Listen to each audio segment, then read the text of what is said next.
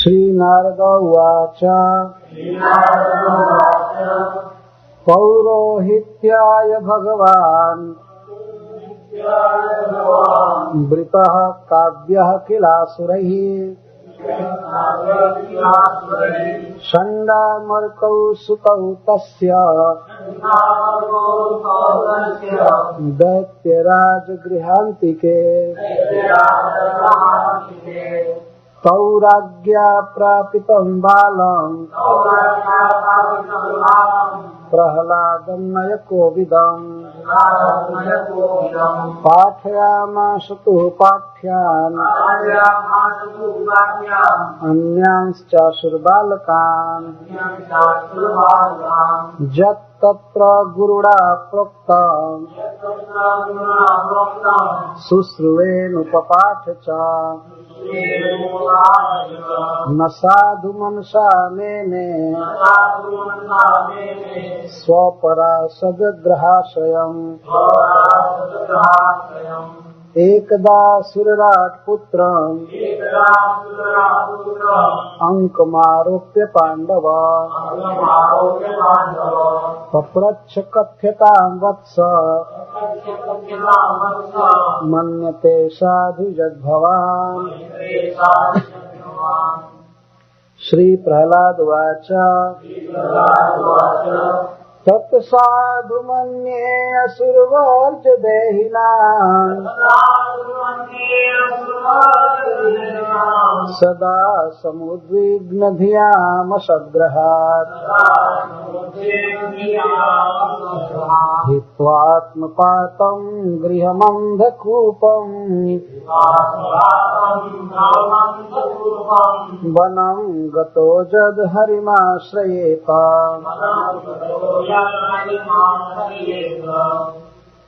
श्री नारद उवाच श्री नारद जी ने कहा पौरोहित्याय पुरोहित का काम करने के लिए भगवान सर्वज्ञ वृतः वरण किए गए काव्यः कवि के पुत्र शुक्राचार्य किला निश्चित असुर ही असुरों द्वारा संडा मर्कौ सांड और अमर्क सुतौ तस्या उनके दो पुत्र थे दैत्यराज गृहांति के दैत्यराज हिरण्यकश्यप के राजभवन के निकट रहते थे। तो राजसूय सभा में महाराज युधिष्ठिर का प्रश्न है नारद मुनि से कि हिरण्यकश्यप अपने अतिशय गुणवान पुत्र से भी द्रोह किया और इतना द्रोह कि उनका वध करना चाहा। इसमें क्या कारण था? कारण प्रहलाद की भगवत भक्ति थी। उसका हिरण्यकश्यप का द्वेष था भगवान से और प्रहलाद निकल गया पर भगवान का भक्त, इस कारण से इसको मारना चाहता था। तो प्रहलाद महाराज की भगवत भक्ति का वर्णन अब यहाँ से प्रारंभ किया जा रहा है। तो शुरू में पूछा था युधिष्ठिर महाराज ने कि हिरण्यकश्यप क्यों विद्रोह किया प्रहलाद से और प्रहलाद किस तरह से भक्ति की है भगवान की, इन दो का वर्णन कीजिए। तो अब प्रहलाद महाराज के कृष्ण भावना का वर्णन प्रारंभ किया जा रहा है, उनके गुणों का वर्णन किया गया। अब इनके भक्ति के प्रभाव का वर्णन किया जा रहा है। असुरैः भगवान काव्यः पौरोहित्याय वृत। असुरों ने शुक्राचार्य को अपने पुरोहित के रूप में वर्ण किया। पुरोहित का अर्थ होता है पुरः हितम करोति इति पुरोहित, जो जजमान के साथ रहकर आगे आगे रहकर हित करे उसको पुरोहित कहते हैं। कई वेद के कर्म हैं और लक्ष्य हैं उनको जजमान का ज्ञान नहीं होता है कि कौन कर्म का क्या फल होगा, कैसे कराया जाएगा। तो जजमान का हित करने के लिए ब्राह्मणों में कोई व्यक्ति वेदज्ञ होता है तो वह कर्म कराता रहता है, तो उसको पुरोहित कहते हैं। तो असुरों ने शुक्राचार्य जैसे महाविद्वान को अपना पुरोहित चुना। तो इनकी विद्वता विश्वविख्यात है, इसीलिए इन्हें नारद जी भगवान कह रहे हैं, भगवान काव्य। शुक्राचार्य के पिता का नाम था कवि। ये भृगु वंश में जन्म लिए थे शुक्राचार्य। तो कवि का पुत्र होने से इनको काव्य कहते हैं। ये अपत्यवाचक शब्द है संस्कृत में। जैसे भरत का पुत्र होने से भारत कहा जाता है, उस तरह से कवि का पुत्र होने से शुक्राचार्य को काव्य कहा जाता है। और भगवान कहा गया इसलिए कि वास्तव में वेद के परम विद्वान है। असुरों ने इनको क्यों चुना अपना पुरोहित, इसमें भी कारण है। शुक्राचार्य का बृहस्पति से द्वेष चलता था और बृहस्पति जी देवताओं के पुरोहित हैं, तो स्वाभाविक ही असुरों ने इनको अपना पुरोहित चुना। यह राजनीति संसार में अनादि काल से चलती आ रही है। क्यों नहीं अपने शत्रु के विपक्ष को ही अपना व्यक्ति बना लिया जाए। क्यों कलह था, क्यों झगड़ा था, उसकी भी विशद कथा है। तो जैसे भी वो बृहस्पति में और शुक्राचार्य में बनता नहीं था, और बृहस्पति से ज्ञान में शुक्राचार्य आगे हैं। एक ऐसी विद्या जानते हैं शुक्राचार्य जी, किसी व्यक्ति को टुकड़ा टुकड़ा काट दिया जाए, वो मर जाए तो फिर भी ये जिला सकते हैं। मृत संजीवनी विद्या जानते हैं, जो बृहस्पति जी नहीं जानते। और ऐसी बहुत सी नीतियां हैं जो शुक्राचार्य जानते हैं, देवगुरु बृहस्पति जी नहीं जानते। भगवान श्री कृष्ण ने महाभारत में कई जगह प्रवचन किए हैं, तो बारंबार शुक्राचार्य की नीति का उल्लेख किए हैं कि शुक्राचार्य इस विषय में ऐसा कहते हैं, ऐसा कहते हैं। तो विश्व के माने हुए विद्वान हैं। इनकी सहायता से असुर लोग देवताओं पर विजय चाहते थे और कई बार विजय प्राप्त किए हैं। बलि महाराज इनकी कृपा से स्वर्ग पर विजय प्राप्त किए थे। इन्होंने यज्ञ कराया था, क्या क्या कराया था, और मरे हुए बलि को इन्होंने एक बार जिलाया था।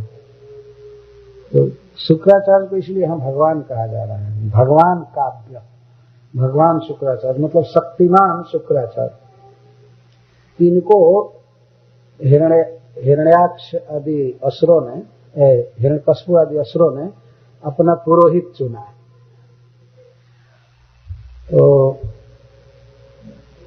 इस कारण से जब ये राजगुरु हुए, पुरोहित चुने गए, तो इनके लड़के भी अब राजा के घर के पास ही रहने लगे। मतलब उनको भी एक सरकारी क्वार्टर दिया गया है, इनके बच्चों को। सरकार का, राजा का गुरु हो गए, तो इनको तो भवन मिला है, मतलब इनको खूब सुंदर भवन मिला होगा।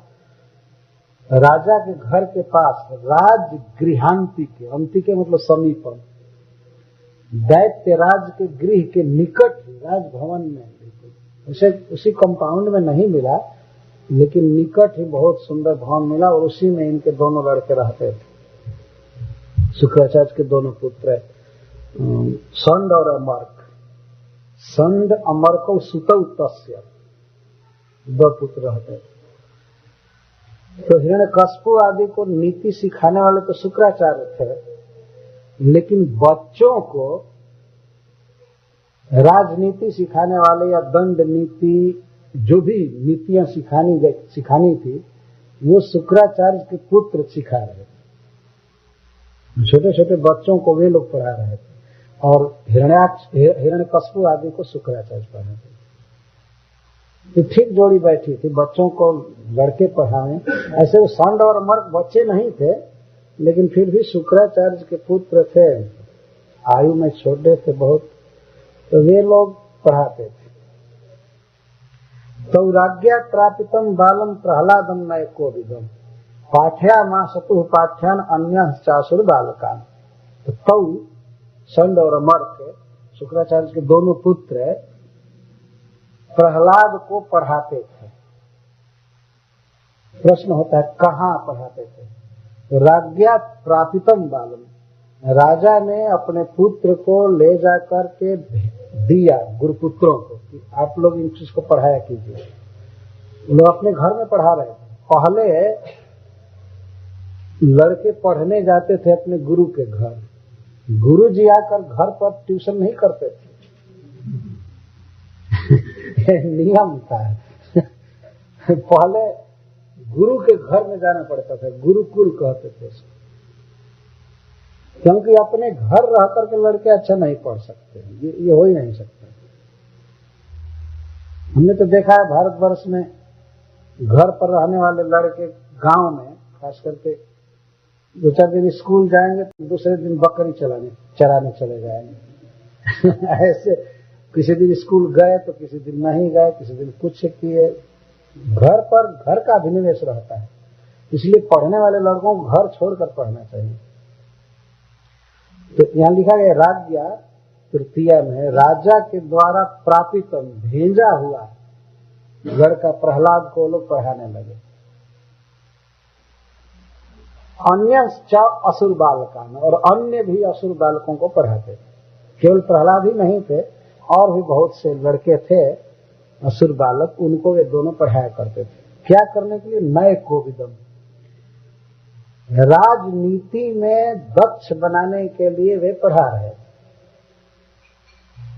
प्रहलाद राजा का पुत्र था, इसलिए प्रहलाद को पढ़ाना था कि कैसे टैक्स वसूलना चाहिए, कैसे अपराधी को दंड देना चाहिए, कितना कोष संग्रह करना चाहिए, विपक्षी राजा पर कैसे चढ़ाई करनी चाहिए, कैसे शासन करना चाहिए, अपना मित्र और शत्रु ठीक से पहचानना चाहिए। राजा को तो यही सब सिखाया जाएगा। ऐसा नहीं कि प्रत्येक आदमी बस कंप्यूटर ही सीखे। वो सब पढ़ाई होती थी। क्षत्रियों को क्षत्रिय की पढ़ाई सिखाई जाती थी, वैश्यों को धन कमाने की शिक्षा दी जाती थी, और शूद्रों को किस तरह से सेवा की जाती, विविध कला आर्ट वगैरह की शिक्षा दी जाती थी, और ब्राह्मणों को वेद शास्त्र पढ़ाया जाता था ज्यादा से ज्यादा त्याग पूर्वक रहने के लिए। तो यह चूंकि एक राजा का पुत्र था प्रहलाद, इसलिए ये सिलेबस रखा गया था किस तरह से कर संग्रह करना चाहिए, किस तरह शासन करना चाहिए, सेनापति कैसा बनाना चाहिए, मंत्री कैसा रखना चाहिए, सैनिकों की बहाली करनी हो तो उनमें क्या क्या गुण होना चाहिए, किस समय आक्रमण करना चाहिए दूसरे राजा पर, कैसा दुर्ग बनाना चाहिए, कैसा किला बनाना चाहिए, कैसा कोष संग्रह इत्यादि सब बहुत सावधान रहना चाहिए राजनीति में। तो प्रहलाद को यह सिखाया जाता था। इसीलिए यहाँ नए कोविदम शब्द आया है कि उसको राजनीति में विशारद बनाने के लिए शुक्राचार्य के दोनों लड़के पढ़ा रहे थे, और अन्य भी बच्चों को पाठया मां शतु पाठ पढ़ा रहे थे। तो पहले पाठ में रटाना बहुत जरूरी रहता था, श्लोक रटवा करके तब उसका अर्थ बताते थे। और अब तो याद हो चाहे ना हो, बस सब चीज कंप्यूटर में हो गया है। हम एक बार देखे व्यक्ति क्लास ले रहा था, कथा कह रहा था, तो ये श्लोक याद करना हो तो बगल में कंप्यूटर हो गया। यहाँ रखो वहाँ क्या रखे हैं। सुखदेव गोस्वामी तो ऐसे भागवत भी नहीं रखे, सब कुछ हृदयस्थ होना चाहिए। तो पहले के लड़कों को इसीलिए पाठ पढ़ाया जाता था, वो रटे, बहुत देर तक वे रटते थे, रटते रटते सारी बातें याद हो जाती थी, जीवन भर याद रहती थी। तो पढ़ाते थे, अर्थ बताते थे, तो इस तरह पढ़ा रहे थे। तो यहाँ प्रश्न होता है, प्रहलाद महाराज पढ़ रहे थे क्या?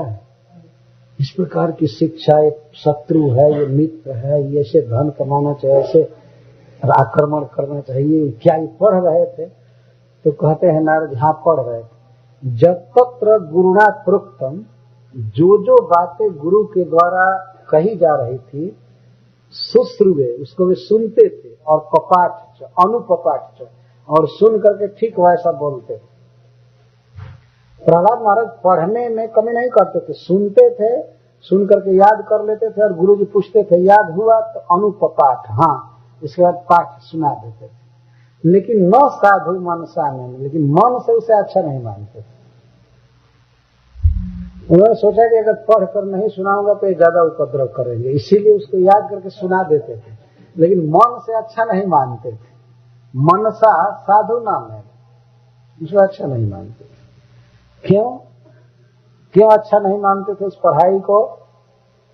क्योंकि स्व पर असद्ग्रास है, उसमें हमेशा यही बात आती थी, स्व और पर का, यह मैं हूं, यह मेरा है, वह दूसरा है, वह शत्रु है, हमेशा भेद भावना, देह को मैं मान करके और देह के संबंधियों को मेरा मान करके केवल यही बात चलती थी। स्व पर, यह मिथ्या अभिनिवेश ही जिसका आश्रय था, उस पढ़ाई को यह अच्छा नहीं मानते। इस संसार में कौन किसका शत्रु है और कौन किसका मित्र है, लेकिन ऐसा अभिनिवेश हो गया है प्रत्येक व्यक्ति को कि ये परिवार के इतने लोग मेरे हैं। और क्यों मेरे हैं? क्योंकि मैं देह हूं। यह मिथ्या अभिनिवेश है कि मैं देह हूं और देह के संबंधी मेरे। कभी कभी लोग पूछते आपका कोई है इस दुनिया में? किसी साधु से पूछते आपका कोई है? तो आपका क्या मतलब देह का संबंध। आपका भाई या माता पिता या वाइफ जो भी है, ये पूछने का कारण है।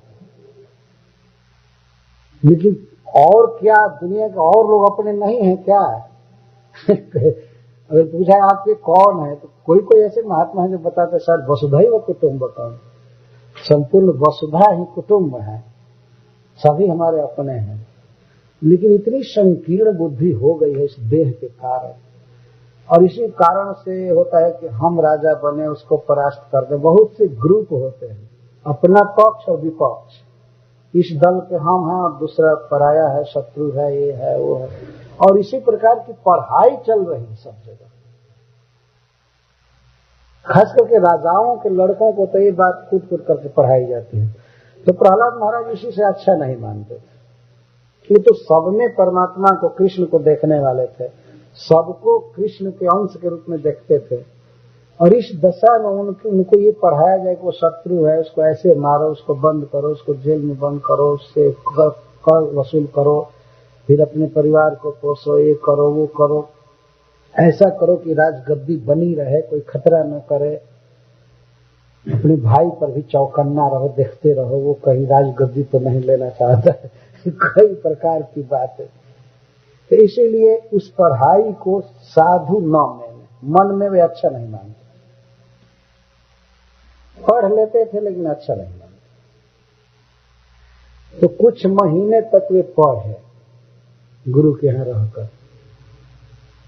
कोई समर वेकेशन हुआ होगा, चाहे कोई छुट्टी का दिन आया होगा, वो लौटे घर और उनको ले करके गुरु के पुत्र आए, संड और अमर लेकर के आए। इनाम लेने के लिए भी आए होंगे कि पढ़ाए हैं और बहुत बढ़िया पढ़ा है, और राजा जब सुनेगा तो हम लोगों पर खुश होगा, तो हमारा वेतन भी बढ़ा सकता है, तो जो कुछ करना होगा करेगा। तो वो लोग ले करके प्रहलाद को आए।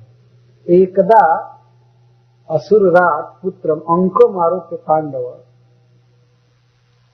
यहाँ संबोधन करे नारद जी कि हे पांडव, हे महाराज पांडु के पुत्र युधिष्ठिर, एक बार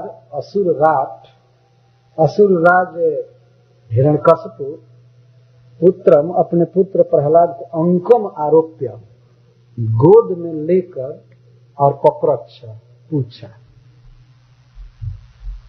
ये बात आगे चलकर खुलेगी। प्रहलाद महाराज आए तो प्रणाम किए, साष्टांग प्रणाम किए, तो प्रणाम करते समय उठा करके गोद में रख लिया। पुत्र से प्रेम है ही, भले भगवान से द्रोह है लेकिन बेटा से तो प्रेम है इसको। तो पुत्र को अंक में आरोपित कर लिया। 5 वर्ष के प्रहलाद थे, तो गोद में रख लिया अंक में, और बड़े प्यार से पूछा। कोई भी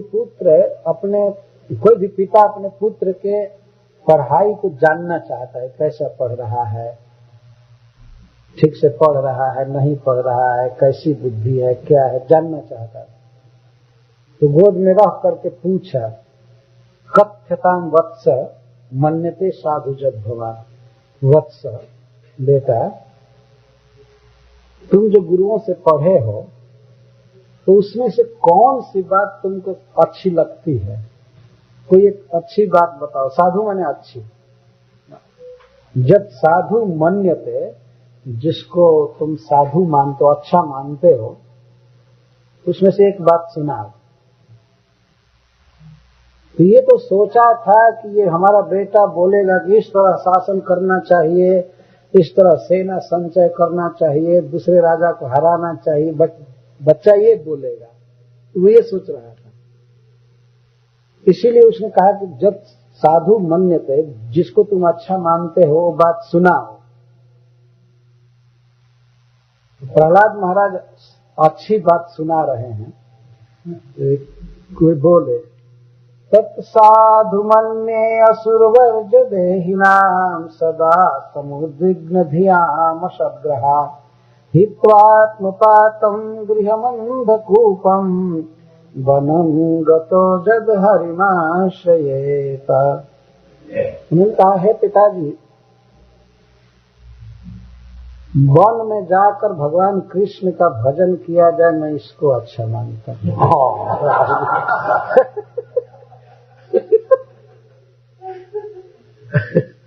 वनम गतो जब हरिम आश्रयेत, और वो भी घर छोड़कर, हित्वात्म पातम गृहमंधकूपम, अंधकूप और आत्मा का पात कराने वाला, पतन कराने वाला अपना घर छोड़ करके वृंदावन में जाकर भगवान का भजन किया जाए, मैं इसको अच्छा मानता हूँ।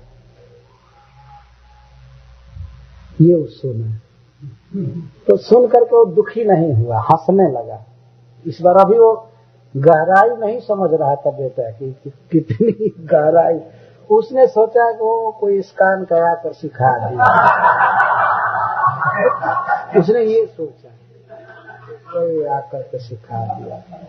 तो गुरुपुत्रों से कहा कि सावधानी से पढ़ाओ, कोई भी आने ना पावे, कोई वैष्णव लोग भेष बदल बदल कर चला करते हैं, कोई आने ना पाए। लगता है कोई वो कृष्ण के पक्ष का सिखा दिया इसको। तब ये बोल रहा है, इसके मन में कोई असर नहीं, सुना है, श्लोक याद करके बोल दिया। उसने यही सोचा। तो प्रहलाद महाराज साधु बात बोल रहे हैं, बहुत अच्छी बात। इसकी जरा व्याख्या हम लोग करेंगे, सुनेंगे। सभी आचार्यों ने व्याख्या की। तो कहते हैं, प्रहलाद महाराज पिता संबोधन नहीं किए, असुर वर्ग संबोधन किए। हे असुरों में श्रेष्ठ, यह संबोधन कर रहे हैं। तो वो प्रसन्न नहीं हुआ, कोई दुखी नहीं हुआ। उसने सोचा, हिरण्यकश्यप ने, कि बेटा जो है हमारे पितृत्व को उतना महत्व नहीं दे रहा है जितना राजापना को। तो मुझे राजा कह रहा है तो अच्छा है। ऐसे कहा होता कि हे पिताजी तो स्नेह होता, लेकिन जब प्रहलाद ने कहा हे असुर वर्ज, तो हिरण्यकश्यप ने सोचा कि हमारे राजापना के महत्व को जान रहा है, तो ठीक है, कोई बात नहीं। अभी समझ रहा है कि राजा क्या चीज होता है। तो असुर वर्ग संबोधन से वो प्रसन्न हुआ। हे असुर वर्ग, हे असुरों के राजा, सदा समुद्विग्न धियान देहिनाम तत्साधु मन में, जिनकी बुद्धि हमेशा दुखी है, विषाण है इस संसार में, उन देहधारियों के लिए मैं यह अच्छा मानता हूं कि घर गृहस्थी को छोड़कर कहीं वन में जाकर भगवान कृष्ण का भजन किया जाए, बस यही अच्छा मानता हूं। यह मूल वाक्य का अर्थ। साधु मन में, यह प्रहलाद महाराज अपनी दिव्य बुद्धि से जो अच्छा मान रहे हैं उसको कह रहे हैं। तत्साधु मन में, मैं इसको अच्छा मानता हूं। किसको? कि वन में जाकर भगवान का भजन किया जाए, इसको अच्छा मानता हूं। किसके लिए?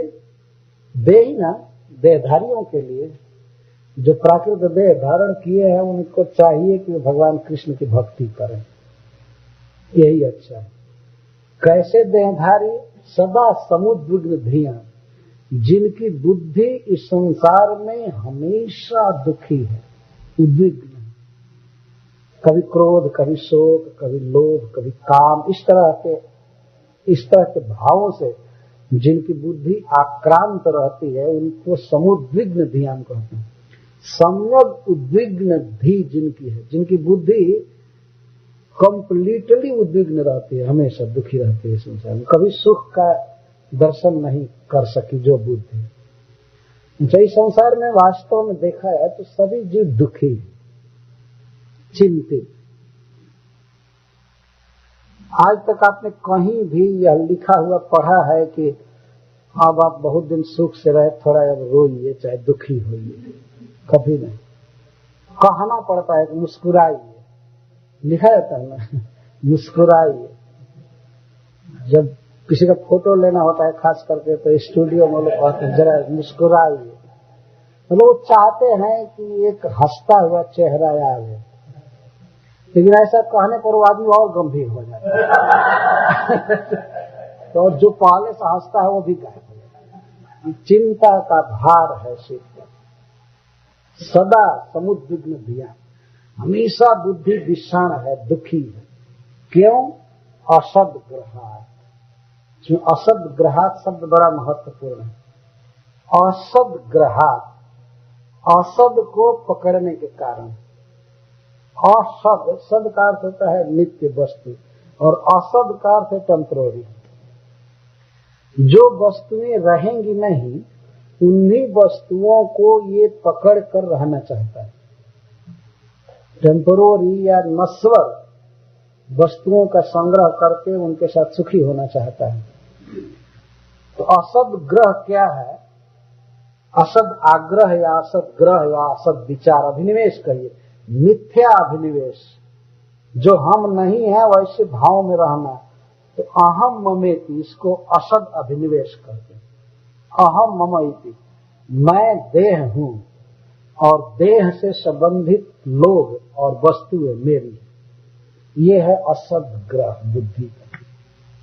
मन में ये बात बैठी हुई है, जबकि यह देह नश्वर है, ये जाने वाला है। कई बार ऐसा देह हम लोग प्राप्त किए हैं और कई बार आगे चलकर प्राप्त करेंगे। संस्कृत में कवि ने कहा है कि जितने बंधु, जितने संबंधी हम लोग अनंत जन्मों में पाए और छोड़ चुके, उतने बालू गंगा जी में नहीं है। ऐसा कहा है, इतना ज्यादा हम संबंधी छोड़ चुके हैं। अनादिकाल से तो जन्म ही ले रहे हैं, और जन्म लिए तो प्रत्येक शरीर में स्त्री, पुत्र, भाई, बंधु, मामा, काका, चाचा, ये सब होते आए और छूटते गए। लब्धास्त्यक्ताश्च, जितना हम पाए संबंधी और जितना छोड़े उतना गंगा जी में बालू भी नहीं।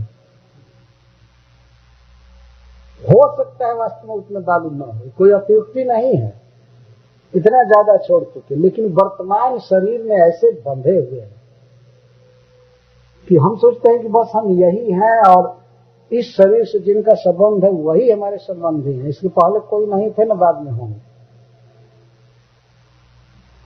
और इस शरीर को जब हम छोड़ देंगे तो संबंधियों को भी भूल जाएंगे, फिर याद भी नहीं आएगी, और जो शरीर मिलेगा उसी शरीर के संबंधियों की याद हमेशा रहेगी। मानते रहेंगे मैं यह हूं और मेरा यह है, मेरे लिए यह जरूरी है। इसको असद आग्रह कहते हैं, असद ग्रह। और संसार में जिन वस्तुओं का, जिन लोगों का हम साथ चाहते हैं तो वियोग होता रहता है। हम चाहते हैं इस व्यक्ति से हमारा वियोग ना हो, लेकिन होकर के ही रहेगा। क्यों? ये वस्तुएं या लोग असत, असत, सत का अर्थ टिकना, रहना, और अकार पर नहीं। हम जिस रूप में चाहते हैं और जितना काल तक चाहते हैं वस्तुओं का संयोग, उस रूप में और उतने काल तक संयोग नहीं रहेगा। फिर कौन व्यक्ति चाहता है कि हमारी स्त्री हमसे वियुक्त हो जाए? कोई चाहता है? लेकिन वियोग अवश्यंभावी है, ये होगा। और इसका प्रमाण यह है कि विवाह के पहले कोई पता ही नहीं था व्यक्ति को कि कौन लड़की हमारी स्त्री बनेगी। कुछ था पता? वो भी अव्यक्त था, कुछ पता नहीं। तो जैसे विवाह के पहले पता नहीं था, उसके बाद फिर पता ही नहीं लगेगा कौन स्त्री हमारी पत्नी थी, ये भी नहीं स्मरण रहेगा दूसरे शरीर में। मैं ये कह रहा हूं, ये दूसरा शरीर तो मिलेगा ही। जो लोग मानते ही नहीं है कि पुनर्जन्म होता है, आत्मा शरीर छोड़ता है, उन लोगों के लिए भागवत नहीं है। जैसे पशुओं को ये नहीं पढ़ाया जा सकता। कम से कम जो आत्मा को जान चुके हैं भगवत गीता आदि पढ़ करके देह से भिन्न, उनके लिए श्रीमद् भागवत है वास्तव में। ये जानते हैं इस बात को। तो असद ग्रह शब्द प्रहलाद महाराज दे रहे हैं। टेम्पररी वस्तुओं को, क्षणिक नाशवान दुखद वस्तुओं को हम लोग अपना बनाकर रखना चाहते हैं। कोई व्यक्ति नहीं चाहता है कि हमारे परिवार का एक आदमी हमसे बिछुड़ पाए, हमारी ये वस्तु हमसे छीन ली जाए, हमारा ये हो जाए। और वस्तुओं की बात तो छोड़ दीजिए, ये प्रियतम शरीर छीन लिया जाता है आत्मा से, और आत्मा से शरीर छीना जाता है। वास्तव में आत्मा इसको नहीं छोड़ना चाहता, इतना उसकी दूषित चेतना हो गई है, शरीर को नहीं छोड़ना चाहता। ये शरीर बूढ़ा हो जाता है, चलने में असमर्थ हो जाता है, फिर भी आत्मा इसी में रहना चाहता है। ये देखा गया। लेकिन वो तो कोई घटना होती है, रोग होता है, ये होता है, उसके चलते उससे छुड़ाया जाता है। जो देह से विरक्त महान पुरुष होते हैं वे लोग देह को छोड़ते हैं, और जो अविवेकी हैं, मूर्ख है, उनसे देह छुड़ाया जाता है जबरदस्ती, कोई छोड़ना नहीं चाहता, जो असद ग्रह कहते हैं। लेकिन एक दिन ऐसा समय आता है कि प्रियतम शरीर भी छूट जाता है, फिर धन और स्वजन छूट जाए तो इसमें तो कहना ही क्या है ना, सब छूटता है ना। हम लोग तो प्रत्यक्ष देखते हैं, इसीलिए हम लोगों में, हम सनातन धर्मावलंबियों में यह प्रथा है कि कोई व्यक्ति बहुत दिन से बीमार रहता है और अब अनुमान हो जाता है कि मरने वाला है, तो उसके शरीर पर रहने वाले वस्त्र वगैरह सब छीने जाते हैं मरने पर। हमने देखा है वो जिस बेड पर रहता है उस पर मरने नहीं दिया जाता है, उसे नीचे उतारते हैं ना। और वो स्वजन और बैंक बैलेंस तो जीवित कई वर्ष पहले ही छूट जाते हैं, अब उसका साइन वाइन चलता नहीं है। और बच्चे ले जाकर के लिखवा लेते हैं कि हमारे पिता मरने वाले हैं, ये जबरदस्ती साइन लेते हैं। व्यक्ति छोड़ना नहीं चाहता है, लेकिन फिर भी छुड़ा लिया जाता है। एक सत्य घटना आप लोगों को सुना रहा हूं, हमारे गांव के पास की घटना है, हमारे गांव के संबंधी की। वो बहुत बूढ़े हो गए थे व्यक्ति, और ऐसा लगा कि अभी मर जाएंगे 15-20 दिन में। तो उनके नाम से बैंक में कुछ रुपया था, उनका लड़का सोचा कि इनसे हस्ताक्षर करा लेना चाहिए। निशान देते थे, पढ़े लिखे नहीं थे, इनसे निशान ले लेना चाहिए और बैंक में दे देना चाहिए कागज। तो बैंक, हाँ, उनको जब कागज लाया गया कि इस पर निशान दे दीजिए, तो कहते हैं नहीं करें। और वो क्या करें, लड़के उनको ले जा रहे थे कहीं पर टांग कर अस्पताल में, तो रास्ते में रोके, तो खाट पर सुला करके ले जा रहे थे टांग कर। तो रास्ते में उस लड़के ने उनके अंगूठे को ऐसे पकड़ा, उसमें कालिख लगा करके और निशान ले लिया। तो उस बूढ़े को पता चल गया कि हाँ, ये लोग निशान ले लिए। तो उस कागज पर थूकने का प्रयास किया सोए से, लेकिन फोर्स नहीं था, हवा नहीं थी मुंह में, तो थूक उसका ऐसे नीचे गिर गया, कागज पर नहीं गया। लेकिन निशान दे करके उसको मिटाना चाहता था कि हाँ, ये निशान ले लिया, हमारा पैसा ले लेंगे। अरे मरने वाला है और सोचता है कि हमारा पैसा ले लेंगे, तो पैसा साथ में थोड़े जाता। तो ऐसे कई घटनाएं होती हैं। मरने वाले आदमी से घर के लोग पूछते हैं, कहीं पैसा दिए हो किसी को, या कहीं गाड़ करके सोना चांदी रखे हो, बता दो, नहीं तो सोचते मर जाएगा तो सब बेकार पड़ा रह जाएगा। इसे सारा हुलिया पूछ लेते हैं, कोई बाकी न रह जाए, न रह जाए, वो न रह जाए, पड़ा हुआ धन न रह जाए। तो मरने से पहले ही सब छीना जाएगा, और मरने पर तो फिर देह भी चला जाएगा। परंतु ऐसा ज्ञान है कि मनुष्य इन्हीं वस्तुओं को पकड़ कर रखना चाहता है।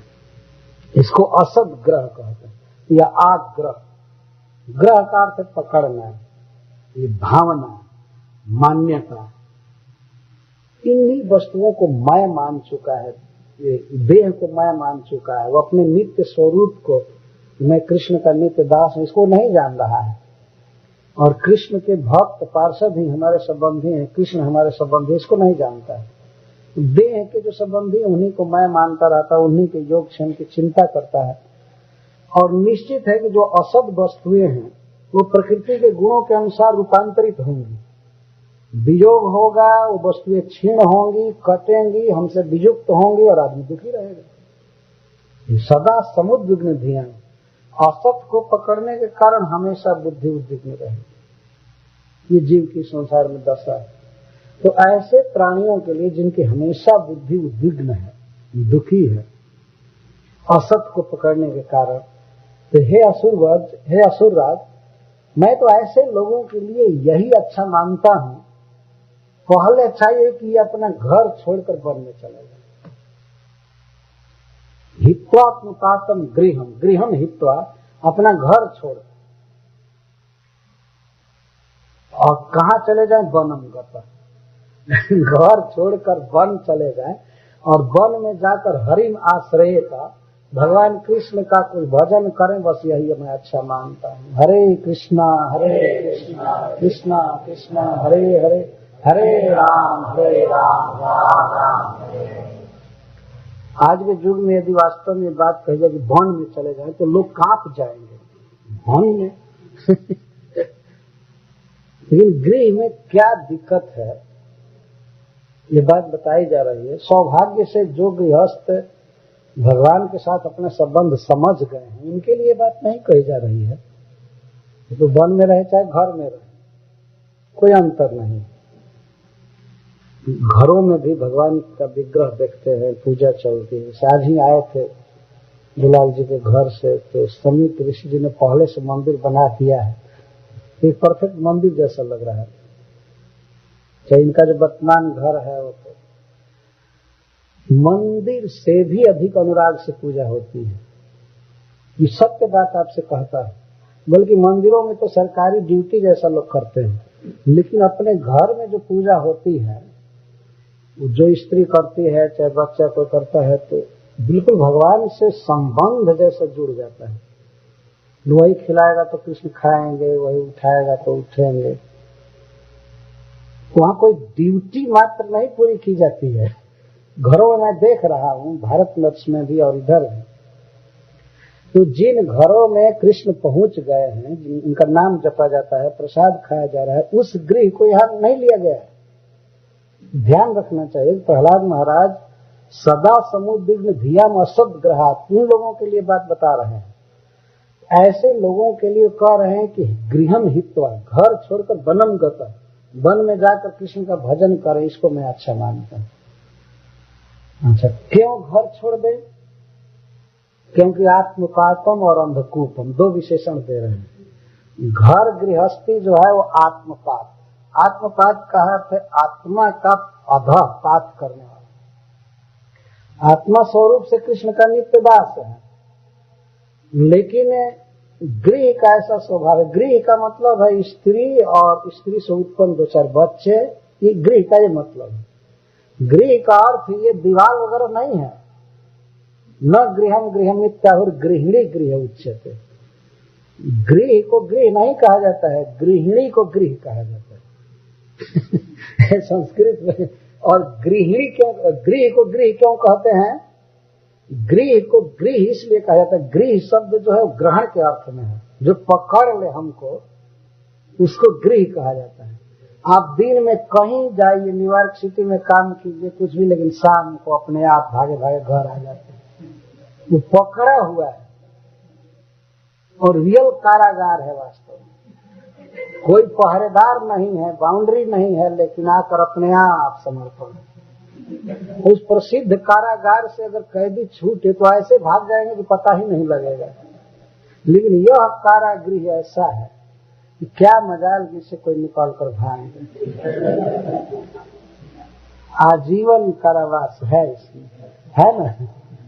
तो कोई संतरी नहीं है, कोई सिपाही नहीं है, पुलिस नहीं है और हथकड़ी बेड़ी प्रकट नहीं है, लेकिन सब घूम फिर करके घर में रहते, ही उसको गृह कहते हैं।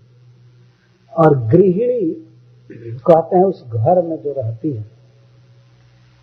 तो संस्कृत में कहा गया गृह, घर को नहीं कहते हैं, गृहिणी को गृह कहते हैं। और वास्तव में यदि सत्य बात कही जाए तो स्त्री के कारण ही वो घर है, नहीं तो घर नहीं रहेगा। आज स्त्री नहीं है तो डेरा उठाए अपना बैग घूमते रहे, कोई चिंता नहीं है ना, ये बिल्कुल फैक्ट है। और स्त्री नहीं है तो पेड़ के नीचे भी सो जाएंगे, परंतु स्त्री है तो कहीं भी चलने के पहले सोचना पड़ता है, रिजर्वेशन ले लो, कहाँ ठहरेंगे, कैसे करेंगे, ये करेंगे, ये करेंगे। घूमने में बहुत सोचना पड़ता है। तो यहाँ गृह का अर्थ है स्त्री, बच्चा, पैसा वगैरह से, केवल घर नहीं, केवल हाउस नहीं। तो ऐसे गृह, ऐसा जो गृह है वो आत्मा का पात करा देता, अधःपात करा देता है। आत्मा का पतन क्या है? आत्मा का पतन है कृष्ण भावना, उनको प्रणाम किया जाए, वो किया जाए तो गृहपति हुए। वैसे गृह को छोड़ा क्या जाएगा, बल्कि दूसरा घर छोड़कर उस गृह में रहना चाहिए जहां भगवान का वास। लेकिन जनरल बात प्रहलाद महाराज कह रहे हैं कि जो गृह है गृहस्थों के, आत्मा का पतन कराने वाले और अंधकूप है। उनकी उपमा दे रहे अंधकूप। अंधकूप का अर्थ है अंधकार से भरा हुआ कुआं। कहीं कहीं ऐसे भारतवर्ष में कुएं अभी भी हैं, हम लोग इन शब्दों को पढ़ करके देखे हैं। ऐसे अंधकूप, कौन कौन अंधकूप है? अंधकूप का अर्थ ऐसा कुआं जहां लोग अब पानी नहीं भरते हैं, पानी निकाला नहीं जाता है, रिजेक्टेड वेल, प्रभुपाद जी अनुवाद किए हैं कहीं पर, और गांव से बहुत बाहर है या जंगल में है। बरसात के दिन में बहुत घास बढ़ जाती है और घास बढ़ करके कुएं के ऊपर छा जाती है। नीचे नहीं दिखाई पड़ता है कि भयावह कुआं है, विषैला जल है और उसमें नीचे सांप भी है कुआं में, ये दिखाई नहीं पड़ता है। और कोई पशु लोभ से उस घास को चरने जाता है, क्योंकि घास बहुत बड़ी बढ़ जाती है, तो चरने जाता है और उसे पता नहीं रहता, मूर्खतावश में पैर रख रहा हूं तो कुएं में पड़ रहा है। जो ही घास चरना चाहता है और पैर आगे बढ़ाता है तब तक धड़ाम से कुएं में गिर, तो घास भी नहीं मिली और बहुत चोट लगती है और कोई देख भी नहीं पाता है कि कोई पशु इसमें गिरा हुआ है। उसी में वो छटपटा करके चाहे 2-4 घंटे या 2-4 दिन या कितने दिन में मार जाता है। विश्वांधकूप कहते हैं। तो ये घर जो है अपना, ये इस तरह का अंधकूप है। अंधकूप इसको इसलिए कहा गया कि घर गृहस्थी बसाने पर आदमी मोहाच्छन्न हो जाता है, अज्ञान छा जाता है। वो सोचता है मैं ये हूँ, मेरा ये है, मेरी पत्नी है, मेरा बच्चा है, मैं ये हूँ, मैं वो हूँ। इसको कहते हैं अंधकार, अपना स्वरूप गया, भ्रष्ट हुआ व्यक्ति। और ऐसे पशु की तरह गिर जाता है तो उसी में पड़ मर जाएगा। अगर कोई प्रीचर कहीं गया तो निकालेगा, नहीं तो वैसे ही चला गया। कोई पशु कुआं में गिर जाता है और कोई घूमते घामते गया और यदि दयालु आदमी है, समर्थ है, उसके पास रस्सी है या कुछ है, तो और लोगों को बुलाएगा, अरे भाई इसमें पशु गिरा हुआ है, इसको निकालो निकालो। तो इस तरह से प्रीचिंग पार्टी अगर घूमेगी कोई वैष्णव दयालु घूमेंगे, देखेंगे बेचारे घर गृहस्थी में गिरे हुए हैं, तो वो कुछ शास्त्र द्वारा, भगवान के नाम द्वारा वो निकालेंगे। लेकिन अधिकांश ऐसे पशु गिरे हुए हैं कि उनके पास कोई पहुंच ही नहीं रहा, निकलने का कोई सवाल ही नहीं। लेकिन पशु को अगर निकाला जाए कुएं से, कुछ मलहम किया जाए, पट्टी किया जाए, उसको मतलब ये बीड बैग और माला वगैरह दी जाए, तब धीरे धीरे होश में आएगा। तो वो ठीक से निकल सकता है। लेकिन ऐसा कर कोई नहीं रहा है। केवल प्रभुपाद जी हुए जिन्होंने कहा कि इस अंधकूप में गिरे हुए लोगों का उद्धार किया गया। घूमते नहीं तो अधिकांश साधु तो ऐसे हैं कि उनके पास कोई जाएगा तब उद्धार करेंगे। तो कुआं से निकल के कौन पशु जाएगा? और जब निकलने की शक्ति रहेगी तो आपकी क्या जरूरत है, बताइए। ऐसे है ना अधिकांश। तो हम लोग जब प्रचार करते हैं कथा कहते हैं तो कुछ लोग बयान करते कहते क्या है आप लोग घूम रहे हैं सुना रहे हैं। हर जिसको प्यास होगी वो खुद आएगा। वो कहते हैं कुआं थोड़े प्यासे के पास जाएगा। जिसको प्यास होगी वो आपसे कथा सुनने आएगा, आपका प्रचार सुनेगा, ये करेगा। आप लोग क्यों घूमते हैं? ये गली में क्यों कीर्तन करते हैं? ऐसा स्पष्ट लोग कहते क्यों गली में कीर्तन कर रहे हैं? लेकिन वास्तव में प्रहलाद महाराज की परंपरा में कुछ ऐसे कृपालु साधु महात्मा चाहिए जो कि घूम घूम करके ऐसे पशुओं को निकाले और ऐसे कुओं पर वार्निंग लिख कर टांग दे कि मत गिरो। ये घात गई है, कुआं है, गिर जाओगे, भगवान का भजन करो। मैं यह कह रहा हूं, मैं ये नहीं कह रहा हूं कि ऐसा लिख दिया जाए कोई विवाह न करे, ऐसा नहीं। लेकिन अंधकूप का मतलब यह है कि तुम ये मत समझो कि मैं देह हूं और देह के संबंधी मेरे हैं। ठीक है, घर गृहस्थी स्वीकार करो, लेकिन जिस तरह घर के काम करने का व्रत लेता है उसी समय नाम जपने का भी व्रत ले। विवाह के समय में यह आवश्यक है कि दूल्हा जो है वो अपनी पत्नी के लिए जैसे अलंकार ले जाता है वैसे माला झोली भी ले जाए। ये जप है शुरू में ही ये जरूरी है। ऐसा हम लोगों ने किया है। वास्तव में हमारे घर में हमारे भाई की बहुत सी लड़कियां थी जिनका विवाह हुआ, तो देखा गया कि हमारे घर में उन बड़ों को कुछ अलंकार दिया जाता था, कुछ भेंट दिया जाता था, तो उनको माला झोली भी दी जाती थी और किसी को विवाह के समय में ही उसके गले में झुलाई जाती थी। तो व्यक्ति तो एकाएक कंफ्यूज हो जाता था, ये क्या हो रहा है। नहीं, आपके वैवाहिक जीवन में एक जिम्मेवारी दी जा रही है, भगवान का 2-4 माला जप करना है। बाद में उनको पता लगता था कि नहीं 16 माला करना होता है। तो वो लोग पहले कहते हैं, ये लोग फंसाते हैं। पहले कहते हैं 1 माला करो, 2 माला करो, फिर कहते हैं नहीं 16 माला करना चाहिए। तो क्या करें, धीरे धीरे निकालना होता है, ये विधि है। तो प्रहलाद महाराज यही कह रहे हैं, यही सबसे अच्छी बात है कि भगवान की भक्ति किया जाए इस अंधकूप से निकलकर। इतना ध्यान रखिए कि जो लोग मंदिर आते हैं या भगवान का जप करते हैं, नाम का भागवत पढ़ते हैं, वैष्णव की सेवा करते हैं, भगवान के लिए दान देते हैं, वे अंधकूप में नहीं, वे तो दूसरों को निकालने वाले हैं। उसको अंधकूप नहीं कहेंगे। भगवत स्मृति शून्य जो गृहस्थ जीवन है उसको अंधकूप कहा गया है। तो ऐसे लोगों के लिए यही सबसे अच्छा है कि उनको हित्वा पिपातम गृहम अंधकूपम, अंधकूप स्वरूप आत्मपात कराने वाले गृह को छोड़ करके वन में चले जाएं और वन में जाकर भगवान हरि का आश्रय भजन करें, यही अच्छा है। तो प्रहलाद महाराज जैसा ज्ञानी, बिल्कुल कंप्लीट रियलाइजेशन वाला व्यक्ति बोल रहा है। तो कैसे व्यक्ति से बोल रहा है? जो कंप्लीटली संसार में आसक्त है, जो अजर और अमर होना चाहता है, होना चाहता भर था, लेकिन उसकी चाह जो थी गलत। इस टेम्पररी जगत में या असत जगत में कोई नित्य जीवन चाहे तो यह उसकी मूर्खता है। नित्य जीवन है वो यहां नहीं मिलेगा, उसके लिए स्थान दूसरा है। वहां वो नित्य जीवन बितावे वैकुंठ में। भगवान ने स्थान बनाया कि यहाँ पर नित्य जीवन है, यहाँ नित्य जीवन है, लेकिन कोई सोचे नहीं हम यही नित्य जीवन बनाएंगे। तो भगवान की सृष्टि थोड़े पलट सकता है। आखिर हिरण्यकश्यप गया कि नहीं? तो अजय था ना, अमर था, अजर था, लेकिन अब कहाँ चला गया? गया और क्षण भर में ही भगवान ने उसे चीर चार कर फेंक दिया।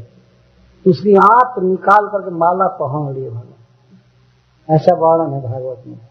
भगवान के पास कोई नहीं आ रहा था, तो सिंह का श्रृंगार तो खून और आंत यही होगा। फूल की माला अगर नृसिंह भगवान को पहनाई जाए तो शायद इतना खुश नहीं हुए होते। तो स्वयं ही उसके आंत को निकाल करके और पहन लिए। लोग बताते हैं कि मनुष्य की आंत बहुत लंबी होती है। कितनी फीट होती है? 36 की 35 फीट होती है ना?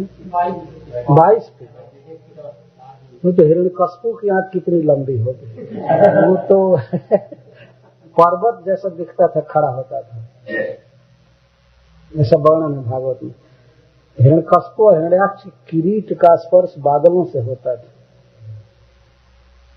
इतना ऊंचा थे वे लोग।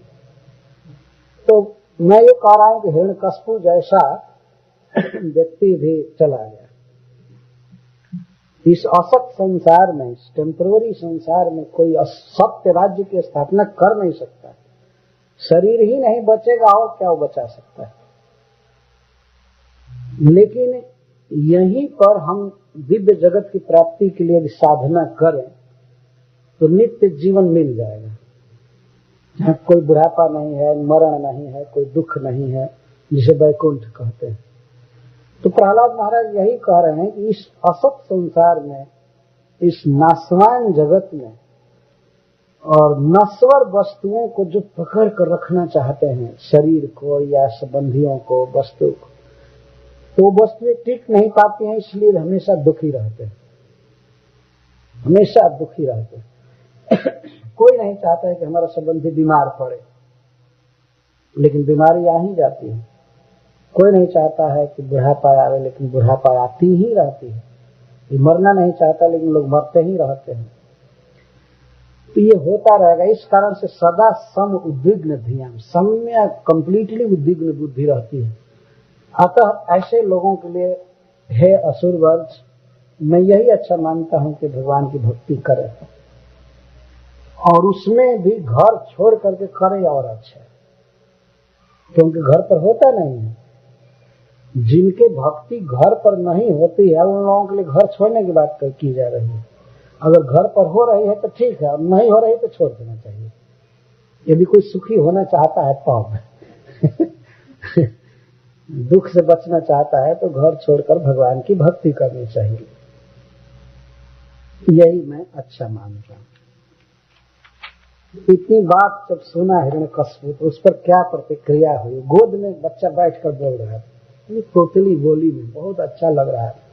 परम सुंदर लड़का गोद में बैठा और अपना जन्मा हुआ, तो उसकी बोली कितनी अच्छी लगेगी। उसका स्वर, टोन अगर खूब अच्छा लग रहा था, लेकिन बात तो जहर के समान बोला, परंतु बच्चे पर क्रोध नहीं हुआ। हिरण्यकश्यप उसकी बात को सुनकर हंसा।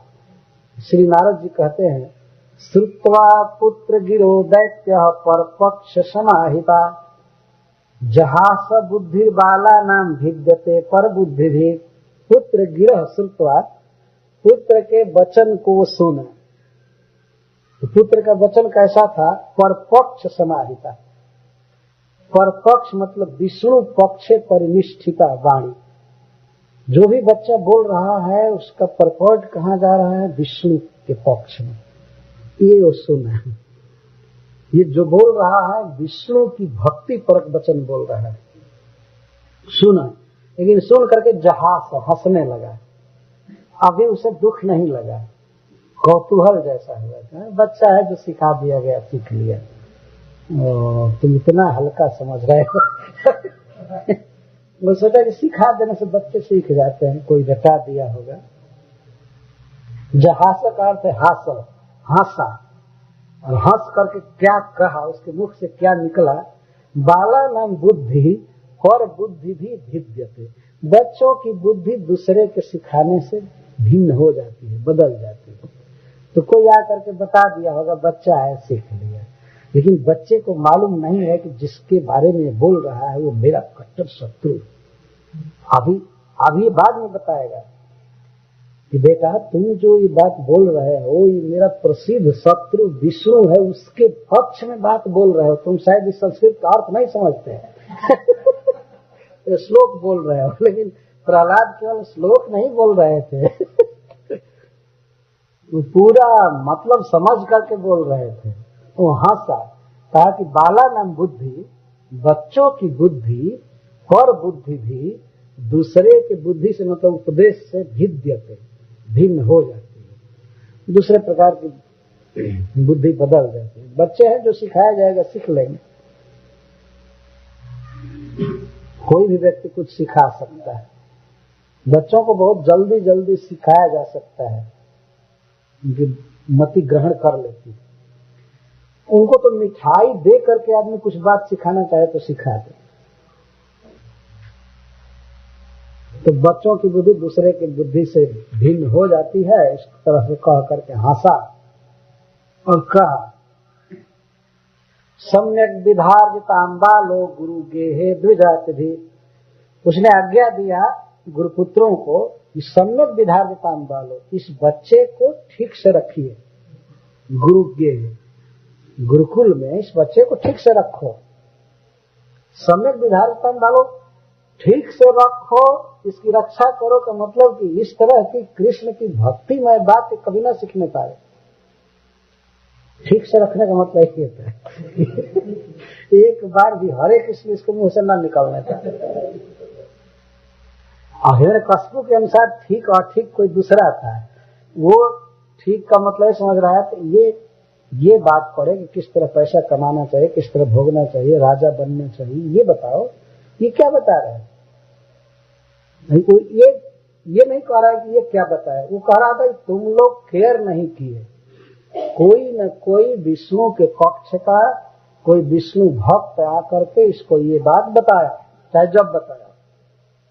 गुरुपुत्रों पर भी क्रोध नहीं किया अभी लोगों का दोष नहीं है, कोई आकर के बता दिया होगा, लेकिन अब चेतावनी दे रहा है, सम्यक विधार्जितां बालो, यह बच्चा ठीक से रखा जाए, ले जाओ और द्विजातियों के द्वारा, ब्राह्मणों के द्वारा इसको कूटनीति राजनीति की शिक्षा दो। और ये सब फालतू ये जो बकवास है विष्णु और विष्णु की भक्ति, ये न सीखने पाए।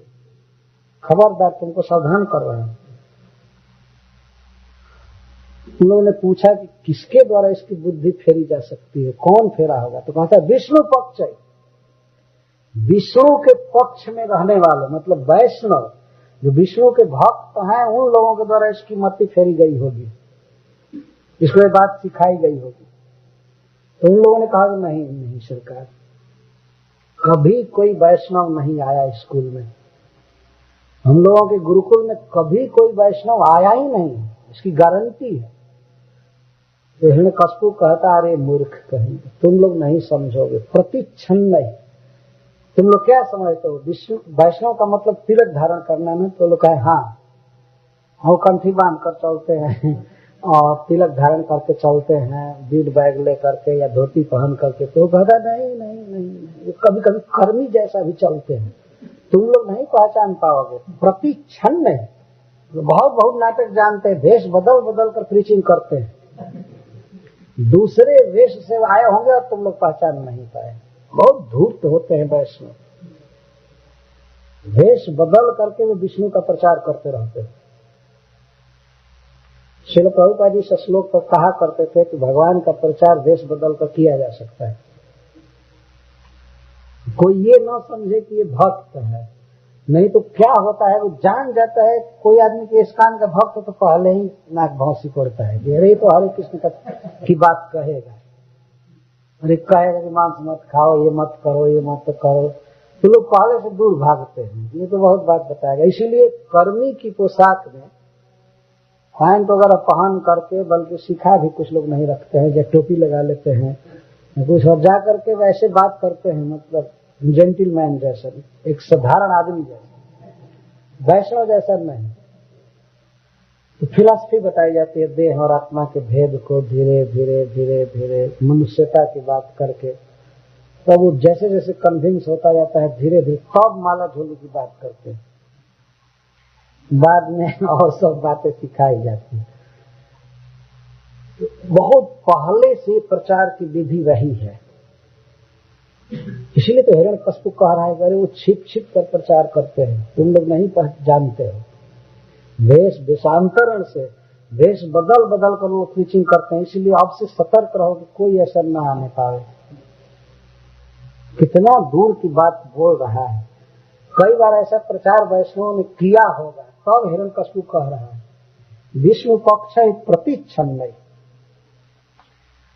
प्रभुपाद जी कहते in our Krishna consciousness movement the practice of dressing on self like an identity कर्मी is necessary because everyone in the Demoniac kingdom is against the Vaishnava teachings. Krishna consciousness is not at all to the liking of the demons of the present age. As soon as they see a Vaishnava dressed in saffron garments with beads on his neck and tilak on his forehead, they are immediately irritated. इस तरह से हो जाते। They criticize the Vaishnavas by sarcastically saying Hare Krishna, and some people also chant Hare Krishna sincerely. कुछ लोग तो सही में सिंसियरली बोलते हैं वैष्णव को देखकर हरे कृष्ण, लेकिन कुछ लोग बड़े कठोर शब्द में बोलते हैं हरे कृष्णा, ऐसे ऐसे करते हैं। तो प्रभुपाद जी व्याख्या में कह रहे हैं कि हिरण्यकश्यप को पता है कि वैष्णव लोग इस तरह से प्रचार करते हैं, जैसा समाज हो वैसा जाकर वैसा बन करके और वही भाषा बोल करके प्रीचिंग किया जाता है। हिरण्यकश्यप जानता है कि वैष्णव प्रचार करते होंगे वो आ करके, और गुरुकुल में भी घुस गए होंगे इस डिमानियक यूनिवर्सिटी में और जगह वही लोग किए। इसलिए आज से सतर्क रहो, कोई ऐसा आने न पावे। जो ये सीखा है वही सीखा है, इसको धीरे धीरे हटाओ इसके मन से, इसको भुलवा दो, ले जाकर ठीक से रखो। इस तरह बच्चों की बुद्धि फिर जाती। तो गृहम आनीतम आहुया, कुछ दिन अपने घर पर प्रहलाद महाराज रहे अपने माँ के साथ।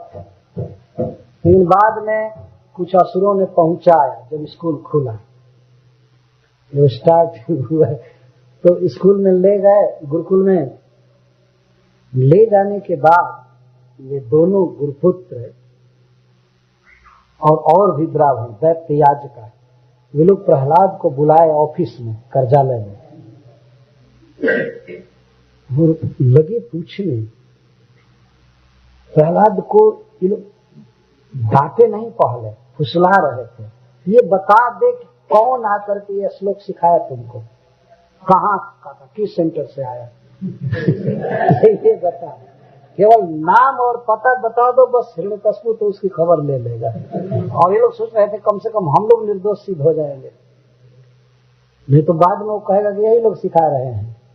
तो अपना दोष मिटाने के लिए और उस क्रिमिनल को, उस अभियुक्त को पकड़ने के लिए किसने ये कृष्ण भक्ति का प्रचार किया, उसका नाम पता पूछने लगे, बहुत फुसला कर। प्रहलाद घर में आए तो उनको ऑफिस में बुलाए और बहुत प्रशंसा की, प्रशस्य। किसी से कुछ कहलवाना होता है तो उसकी प्रशंसा की जाती है। प्रहलाद, वास्तव में तुम एक बहुत अच्छे लड़के हो, तुम्हारे पिता को तुम पर गर्व है, तुम्हारी बुद्धि भी बहुत विकसित है, ये है वो है, बहुत तुम अच्छे हो। लेकिन बेटा हम तुम्हारे गुरु हैं, हम तुमको पढ़ाए हैं, हम तुमसे और कुछ नहीं चाहते हैं, लेकिन एक बात हम पूछना चाहते हैं तुमसे बहुत प्रशंसा करके बहुत मधुर वाणी से बोले, वत्स प्रहलाद भद्रंते, वत्स बोले बेटा कह रहे हैं, इसी को वत्स को ही बेटा कहते हैं। बेटा प्रहलाद, भद्रंते तुम्हारा बहुत कल्याण होगा, तुमको हम लोग खूब मिठाई देंगे और भी चीज देंगे। सत्यम कथय, एक बात हम पूछ रहे हैं तो सत्यम कथय, सत्य बोलो, मां मृषा, झूठ मत बोलना। ये दोनों बात कह रहे हैं, सच बोलो, झूठ मत बोलो, झूठ मत बोलना, साच बोलो। बालन अति कुतस्तुभ्यम, ये सब बुद्धि विपर्जय। अन्य बच्चों से भिन्न तुम्हारी बुद्धि उल्टी कैसे हो गई? और बच्चे सब शराबी हैं, मांस खा रहे हैं, क्या क्या कर रहे हैं, और तुम्हारी बुद्धि कैसे हो गई उल्टी? तुम्हारी बुद्धि कैसे हो गई? बुद्धि विपर्जय। तुम्हारे बुद्धि में ये भ्रम कहां से आ गया? क्या बुद्धि विपर्जय हुआ था कि जब तुम्हारे पिताजी नहीं चाहते हैं कि तुम कृष्ण भक्ति करो, तो कृष्ण के प्रति भक्ति का भाव कहां से तुमको आ गया? देखिए, ये बहुत गंभीर विषय है। यहाँ प्रहलाद में कृष्ण भक्ति कैसे आ गई ये जानना चाहते। वो लोग उसको इरेज करने के लिए जानना चाहते हैं, उसका कारण कैसे उत्पन्न हुई भक्ति, उसको खत्म करने के लिए कारण जानना चाहते हैं। लेकिन हम लोगों को कारण जानना चाहिए करने के लिए। जिस कारण से प्रहलाद की भक्ति जम गई तो वही हमें करना है। और वे तो इसलिए पता लगाना चाहते थे कि भक्ति को खत्म किया जाए, उसकी मूल पकड़ ली जाए, जड़ कहाँ है उसी को उखाड़ कर फेंक देंगे, खत्म हो जाएगी। तो जैसे तैसे, चाहे अनुकूल भाव से इसको कोई सुने या प्रतिकूल भाव से, दोनों में हितकारी है। जो असुर होंगे वो तो पता लगाना चाहते होंगे भक्ति कैसे हो गई, खत्म करना चाहते हैं। और हम लोग तो चाहेंगे भाई कैसे भक्ति बढ़ती है उसका पता लगाओ। तो जितना वे उत्सुक थे जानने के लिए, प्रहलाद की बात सुनने के लिए, उतना ही उत्सुक हम लोगों को भी होना चाहिए। हाँ भाई, पता लगाया जाए प्रहलाद में कैसे भक्ति हो गई। तो पूछते हैं कि बच्चों से अति अति मन भिन्न तुम्हारी बुद्धि कैसे हो गई? सब बच्चे पढ़ रहे हैं, जो विषय दिया जाता है उसमें रस ले रहे हैं, संसार में वो धनी बनना चाहते हैं, राजा बनना चाहते हैं, उनकी तमन्ना दूसरी है, और तुम्हारी बुद्धि ये कैसे उल्टी हो गई? तुम उस दिन बोल दिए कि घर छोड़कर वन में जाना चाहिए, ये ऐसे उल्टी बुद्धि कैसे हो गई? अरे पढ़ाई लिखाई होती है, आदमी सोचता है कि ऐसे धन कमाऊंगा, घर बनाऊंगा, विवाह करूंगा, ये करूंगा, वो करूंगा, और तुम उल्टा सोच रहे हो और दूसरों को भी यही बता रहे हो। तुम उतना साहस करके अपने पिता के पास बोले, तो ये तुम्हारी बुद्धि उल्टी कैसे हो गई? बुद्धि भेद परकृत, तुम्हारा बुद्धि भेद हुआ है दूसरे के करने से। कोई दूसरा सिखाया है क्या बेटा? बोलो बोलो, झूठ मत बोलो, सही सही बोलो। कोई दूसरा बताया तुमको? न तत्साधुमन्य असुरवर्ज देहिनाम, ये श्लोक या श्लोक की व्याख्या कोई दूसरा बताया? स्वतो वा होते स्वतो अभवत, कि अपने आप तुम्हारी बुद्धि में बात आ गई। कोई बताया कि अपने आप आ गई? क्या बात है बताओ? भयताम श्रोतु कामाना गुरुणाम कुलनंदना, तुम अपने वंश का आनंद बढ़ाने वाले हो, कुलनंदन हो, बड़े भाग्य से इस वंश में जन्म लिए हो। देखो हम लोग बहुत मेहनत किए हैं, पढ़ाए हैं, हम लोग गुरु हैं, और तुम्हारे मुख से केवल इतना सुनना चाहते हैं किसने आकर के बताया। अगर कोई आकर के पढ़ाया हो तो उसका नाम बता दो, या कम से कम ये बताओ कि किस दिन आया था, हम लोग फिर बाद में इंक्वायरी करेंगे। कोई दूसरा बताया कि अपने आप तुम्हारे मन में आ गया? अगर अपने आप आ गया होगा तो कोई, अब हम लोग क्या करेंगे, बहुत समस्या नहीं है। लेकिन दूसरा कोई बताया होगा तो उसका पता हम लोग राजा के पास दे देंगे, वो उसको मारेगा, पीटेगा, जेल में बंद करेगा, चाहे कत्ल कर दे, कुछ भी करे। हम लोग की जिम्मेदारी तो खत्म हो जाएगी। हम लोग तुम्हारे गुरु हैं, राजा के द्वारा विशेष आज्ञा दी गई है कि पता लगाओ कौन शिक्षा दिया है, कौन बताया है, कौन आकर तुमको माला दिया, हरे कृष्ण करने के लिए कहा, तो पता लगाया जाए। बड़ी बड़ी सुंदर इंक्वायरी है। कौन आकर कहा, या कि स्वतः अवगत, या बिना किसी के सिखाए अपने आप तुम्हारे मन में बातें आ गई। भय रहता है, तुम बोलो। श्रोतु कामना, सुनने की हम लोगों को बहुत अभिलाषा है, सुनने के हम लोग ललायित हैं, इसलिए बोलो।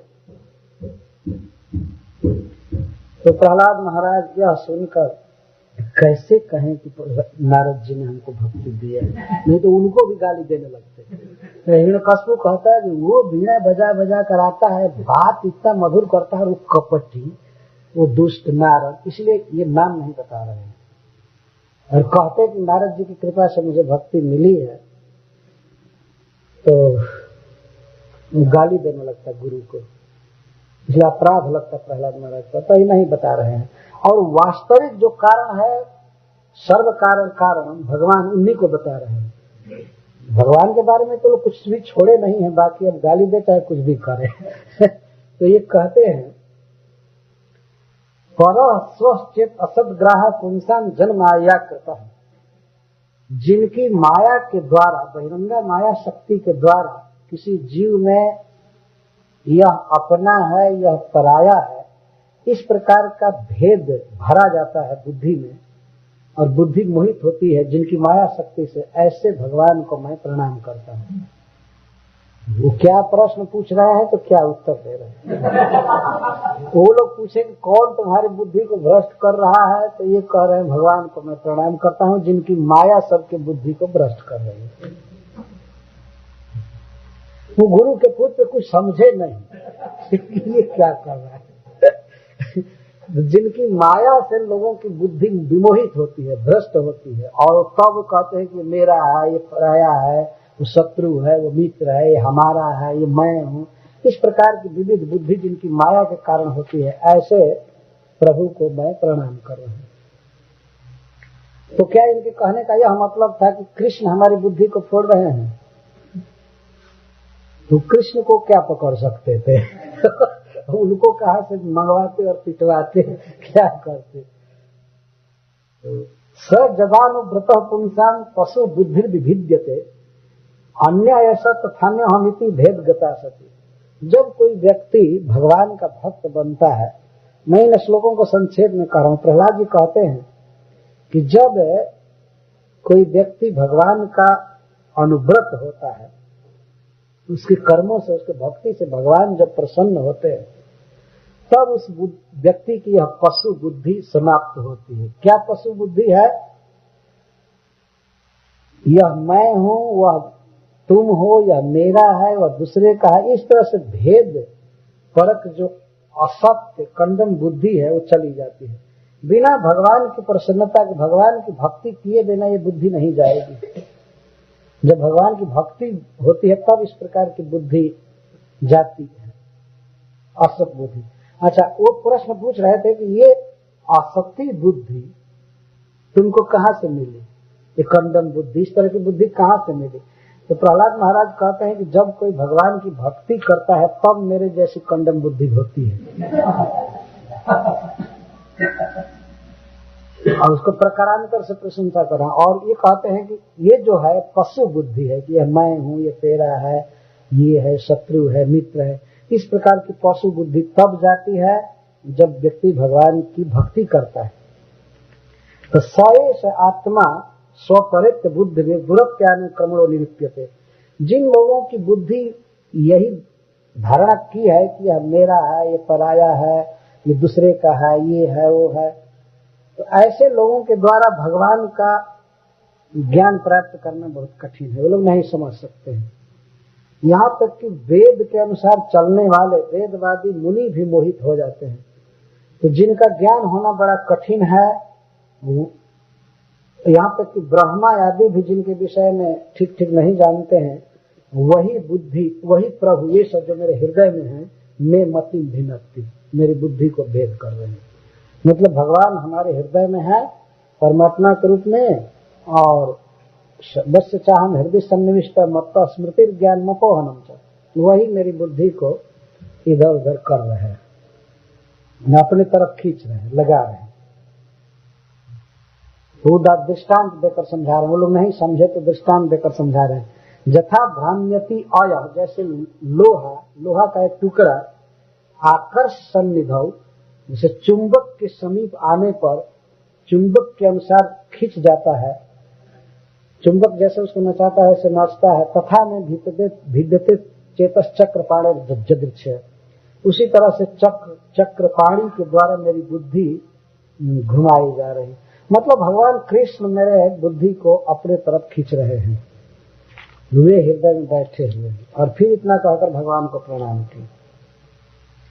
तो ये दोनों ब्राह्मण के लड़के टीचर वे तो बहुत दुखित हो गए सुनकर। ये सोच रहे थे कि ये टाल रहा है, ये बता नहीं रहा है। प्रश्न से भिन्न उत्तर दिए ना। वो लोग पूछे कि अपने आप तुम्हारी बुद्धि ऐसी हो रही है कि कोई बताया है, तो बताने वाले को भी नहीं कह रहे हैं। बताने का मतलब वो नहीं कह रहे हैं तुम्हारे हृदय में कोई दे रहा है बुद्धि, हम ये नहीं सुनना चाहते। अरे कोई कहीं से आया बताने के लिए तुमको, वृंदावन से या मायापुर से कोई आया कि क्या किया, कोई आया बाहर से तो वो तो बताया नहीं, कारण भीतर से चक्रपाणी हमारे हृदय को बदल रहा है, तो स्वतः भी नहीं हुआ। वो लोग पूछे थे कि तुम्हारी अपने आप बुद्धि हो रही है दूसरे के द्वारा? अरे नहीं, किसी के द्वारा नहीं, कृष्ण के द्वारा। और अपने आप बुद्धि तो ऐसी हो ही नहीं सकती। उन्होंने ये कहा।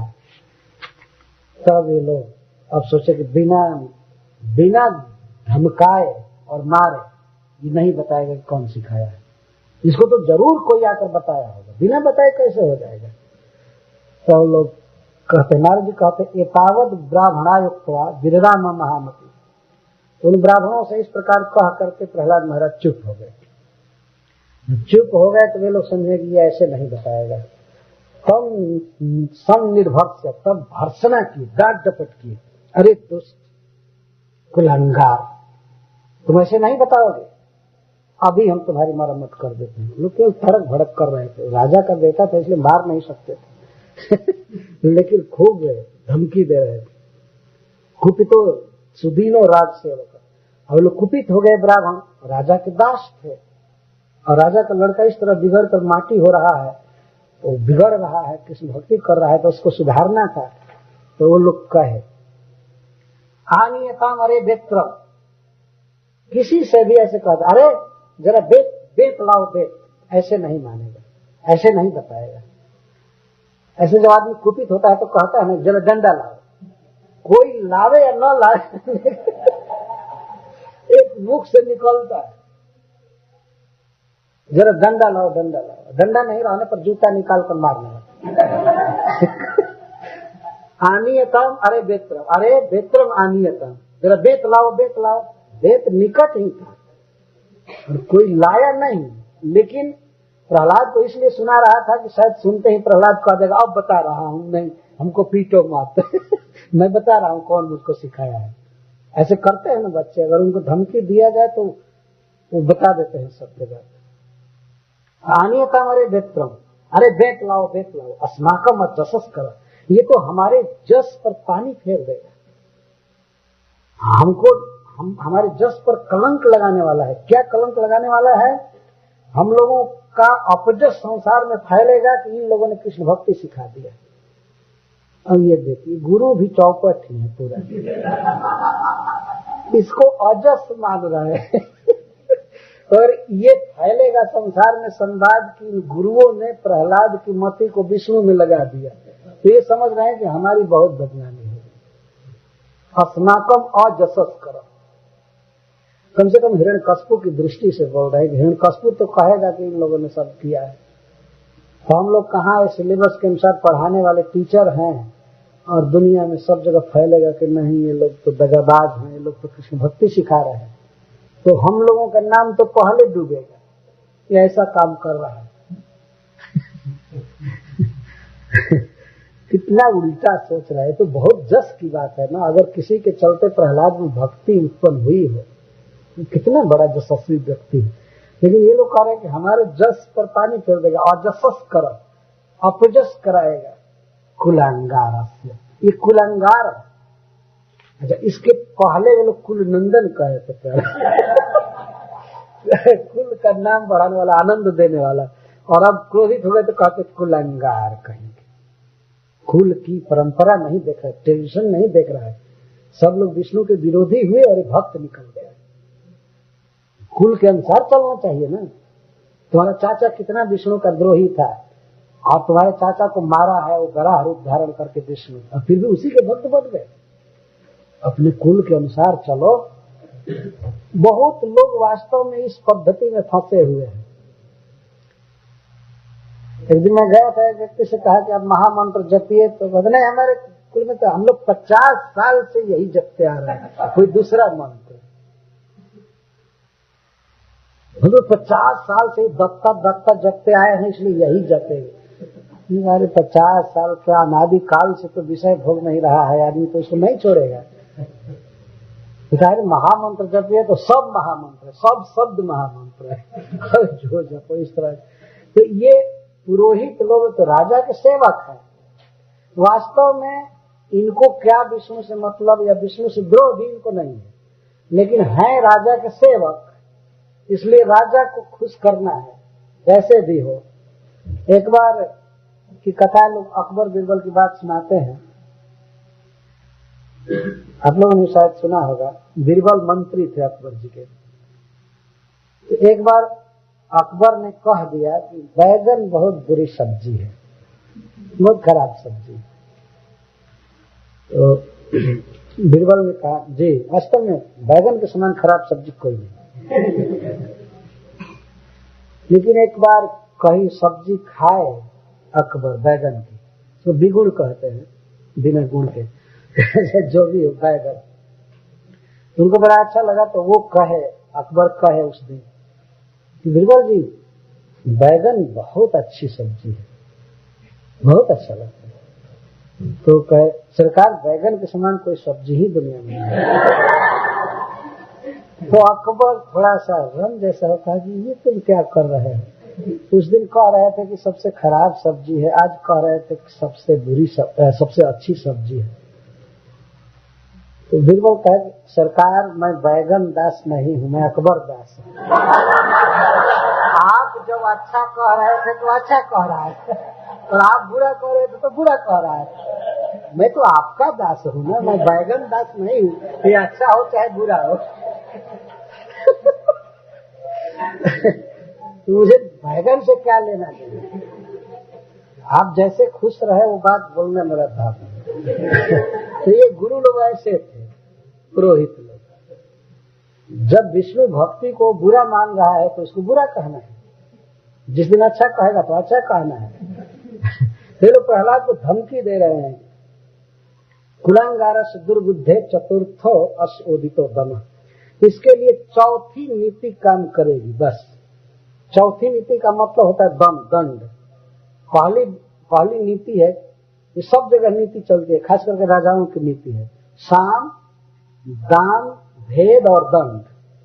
साम का अर्थ है प्रशंसा करना, कोई व्यक्ति किसी के प्रति बगावत कर रहा है तो कोई दूसरा मिनिस्टर या राजा उसको समझाता है आप तो बड़े अच्छे आदमी हैं, आप क्यों विरोध कर रहे हैं, आपको ऐसा नहीं करना। उस पर भी नहीं मानता है तो उसको कुछ पैसा देता है या पोस्ट बढ़ा देता है उसको दाम कहते हैं। उस पर भी नहीं मानता है तो उसे भेद डालता है, कुछ बात उससे फूट डालता है, उससे भी काम नहीं चलता है और शक्ति होती है तो दंड देता है। तो चौथी तूर्ज, ये लोग कहते हैं अगर 3 से काम नहीं चलेगा, इसको दंड देना ही पड़ेगा। दुर्बुद्धे, इसकी बुद्धि दूषित हो गई है, अपने पिता के अनुशासन से बाहर जा रहा है, इसलिए लाओ बेंत। किसी ने कहा होगा बेंत क्यों लाए, तो लोग कहेंगे बस पीटने के लिए लाओ इसको मारेंगे। दैत्य चंदन बने जातो यम कंठ का द्रुमा। दैत्यों का वंश कितना अच्छा है, वो चंदन वन जैसा है, लेकिन उस चंदन वन को काटने के लिए बबूल कहां से जन्म ले लिया। और जन्म मूलों मूल परसो विष्णु नालाई पर भका। दैत्यों के चंदन वन को काटने के लिए विष्णु परशु जैसा है, कुल्हाड़ी जैसा, और उसमें ये बेट का काम कर रहा है। बेट समझते हैं ना, बेट नाल को कहते हैं, जो कुल्हाड़ी देखे हैं ना आप लोग, कुल्हाड़ी में बबूल का या बांस का बेट लगाते हैं गंदा, तो उसके सहारे से कुल्हाड़ी ज्यादा काटती है। अगर बेट न हो उसमें दंड न लगा हो तो हाथ से पकड़ कर कितने काटेंगे। तो विष्णु जो है वो दैत्यों के चंदन वन को काटने के लिए, चंदन वृक्ष को काटने के लिए परशु जैसा, कुल्हाड़ी जैसा है, और उसमें ये सहारा दे रहा है। नालाई तो माने नाल जैसा बन रहा है, बच्चा होते ही विष्णु को सहारा देने लगा। तुमको पता नहीं कि आज तक विष्णु क्यों दैत्यों को मारा है? तुम्हारे वंश पर पड़ा हुआ है, अभी तुम्हारे चाचा को मारा है और तुम उसके भक्त हो गए। ठीक, तो उसको कह रहा है कि दैत्यों का जो वंश है वो चंदन का वृक्ष है और प्रहलाद बबूल हो गए, कंटक द्रुम। कंटक द्रुम मतलब कांट वाला वृक्ष हो गया। नालायक, कितनी उल्टी बुद्धि उनकी है। वास्तव में इस वंश में अगर कोई सबसे श्रेष्ठ हुआ तो प्रहलाद महाराज है। लेकिन असुरों को चंदन का वृक्ष बता रहे हैं और इनको बबूल का वृक्ष बता रहे हैं। कंटक ध्रुव, उल्टी बुद्धि हो गई। इस प्रकार से बहुत तड़क भड़क किए,